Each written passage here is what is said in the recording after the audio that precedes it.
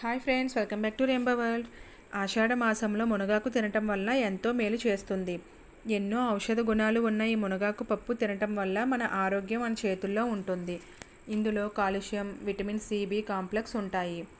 మునగాకు rich in calcium, iron, folic acid. మునగాకు ఒక యాంటీ ఇన్ఫ్లమేటరీగా పనిచేస్తుంది.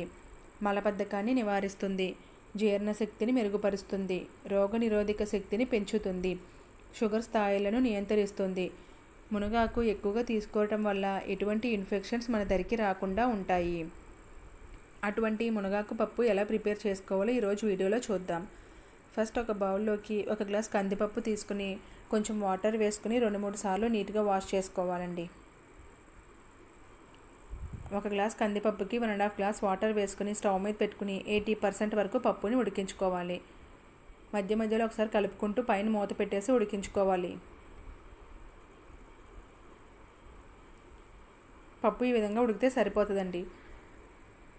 పప్పు ఉడికిన తర్వాత దీంట్లో 1/2 టేబుల్ స్పూన్ పసుపు, తగినంత కారం, రుచికి సరిపడినంత ఉప్పు వేసుకొని కారం పచ్చివాసన పోయే వరకు ఫ్రై చేసుకోవాలి.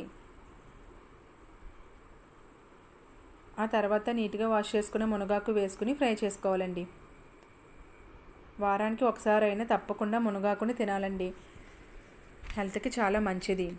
చిన్నపిల్లలకు కూడా తప్పనిసరిగా పెట్టండి, వాళ్ళకి ఇమ్యూనిటీ పవర్ పెరుగుతుంది. మునగాకు ఈ విధంగా ఫ్రై అయిన తర్వాత ఒక మీడియం సైజ్ ఉల్లిపాయ పెద్ద ముక్కలుగా కట్ చేసుకుని వేసుకోవాలి. ఉల్లిపాయ ముక్కలు ఈ స్టేజ్లోనే వేసుకుంటే టేస్ట్ బాగుంటుందండి. ముందుగానే వేసుకుంటే ఉల్లిపాయ ముక్కలు ఎక్కువ ఫ్రై అయిపోయి టేస్ట్ బాగోదు. కొంచెం పచ్చిగా ఉంటేనే టేస్ట్ బాగుంటుంది. పైన మూత పెట్టేసి పప్పు దగ్గరికి వచ్చేంత వరకు ఉడికించుకోవాలండి.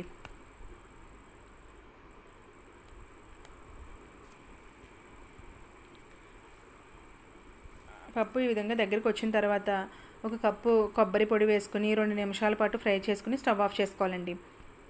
కొబ్బరి వేసిన తర్వాత 2 నిమిషాల కంటే ఎక్కువసేపు స్టవ్ మీద ఉంచకూడదు. ఎందుకంటే దాని నుంచి ఆయిల్ రిలీజ్ అయిపోయి కర్రీ అంతా కొబ్బరి నూనె స్మెల్ వచ్చేస్తుంది. ఏ కర్రీ అయినా సరే కొబ్బరి వేసిన తర్వాత ఎక్కువసేపు స్టవ్ మీద ఉంచకూడదండి.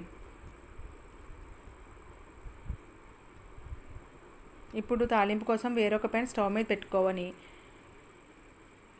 నెయ్యి వేసుకోవాలి. ఈ పప్పుకి నెయ్యి తాలింపు అయితేనే టేస్ట్ బాగుంటుంది. ఆయిల్ అసలు వేయొద్దు, నెయ్యితోనే తాలింపు వేసుకోండి.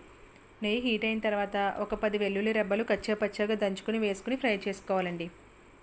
వెల్లుల్లిపాయలు ఫ్రై అయిన తర్వాత 1/2 టేబుల్ స్పూన్ ఆవాలు, 1/2 టేబుల్ స్పూన్ జీలకర్ర, 2 ఎండుమిర్చి, 2 రెమ్మలు కరివేపాకు వేసుకుని ఫ్రై చేసుకోవాలండి.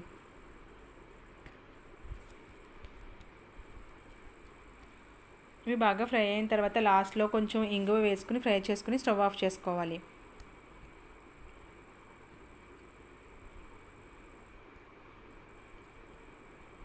ఈ తాలింపును పప్పులోకి వేసుకుని ఒకసారి అంతా కలిసేటట్టు బాగా కలుపుకోవాలి. ఎంతో టేస్టీగా ఉండే మునగాకు పప్పు రెడీ అయిపోయింది. Thank you for watching. మీకు ఈ వీడియో కనుక నచ్చినట్లయితే లైక్ చేయండి, కామెంట్ చేయండి, అలాగే మీ ఫ్రెండ్స్కి, మీ రిలేటివ్స్కి షేర్ చేయండి. Thank you friends. హెల్త్కి ఎంతో మంచిది మునగాకు తినటం వల్ల. ఈ మునగాకులో ఎన్నో ఔషధ గుణాలు ఉంటాయి కాబట్టి తప్పనిసరిగా అందరూ ఈ మునగాకుని తీసుకోవాలి. Thank you for watching.